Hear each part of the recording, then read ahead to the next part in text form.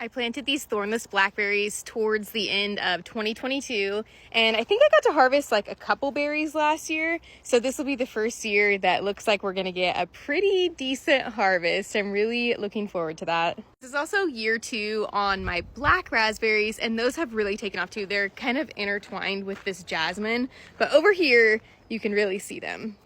These are also thornless, and these ones actually grow up and over the trellis, so they're on both sides and above. So that's going to be fun when they're all ready to be picked. Though I am kind of trying to prevent it from rooting on this side because I really only want it growing on one side. Which actually, I need to plant a couple more things along this trellis. I have some peas growing and then cucamelon.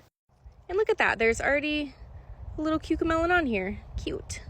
I'm trying not to get too attached to my single white sapote fruit because I'm not sure if it's going to survive, but I'm really hoping it does. The climbing roses on the chicken run have been popping off like crazy. They're so pretty. I planted a loquat tree. It kind of has been struggling a little bit, but it does look like it's pushing out some new growth, so that's good. Another year that I've been working on this area. I think we're going on year 3 that I still have not finished this project. I did do a little bit more though. Now I just need to backfill this and then bring some rocks up here, and then I'm also going to get a little solar fountain to put in it. Right now there are so many tadpoles in here. I don't know if you can see all of them. I've been feeding them lettuce. And look at that. They love it. I'm going to plant something on the other side of this archway here, but right now I have some bitter melon, and then I don't think this jelly melon is going to make it because somebody came and ate the stem off of it, unfortunately. I'm really excited to see how this all ends up looking once it fills out a little bit more. Mulberry trees started producing. They're so cute. We haven't brought a single one inside. They all have just been eaten right here. I'm planting half of this bed, well, I guess a little more than half, with tomatoes, and then the other half is peppers. I still need to finish mulching up here, but it's looking a heck of a lot better than it was not too long ago. I was just looking in this water because I saw something moving. Was not expecting to see tadpoles in here. I mean, I should have expected it, but I don't know why I didn't. This is the first year that my tiger fig is in the ground, so I'm hoping it's going to have a really, really, really great year. We'll see. Roly-polies have eaten all of my cucumber seedlings except for one. Finally managed to get some squash germinated because the roly-polies had also been eating all of those seeds. Starting to see peppers popping up. Definitely not all of the plants, but a few of them. Also starting to see some tomatoes. If I ever showed this, but I did finally prune the pineapple sage. Did end up thinning the strawberry bed, and I honestly kind of wish that I had not because it is not producing like it did last year. Although I am getting a lot of production from my walkway strawberries, so, you know, that's okay. Literally perfect. I know it'll pick back up though. And also I have strawberries planted in a bunch of different places now.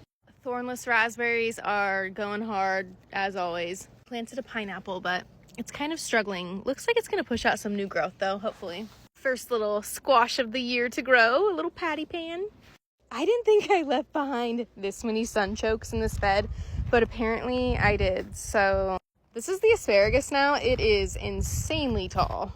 I've been coming in and kind of harvesting like random shoots every so often, but for the most part, I let it fern out. Peanuts are taking kind of forever to germinate, but that's okay. Look at that onion, probably my only good one. Just kidding, you guys are good, you're just little. Broccoli. Ooh, let's play a game. What color cauliflower head do you think this is gonna be?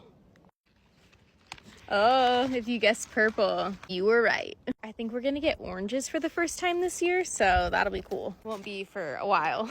Oh my gosh, look how cute these little olives are.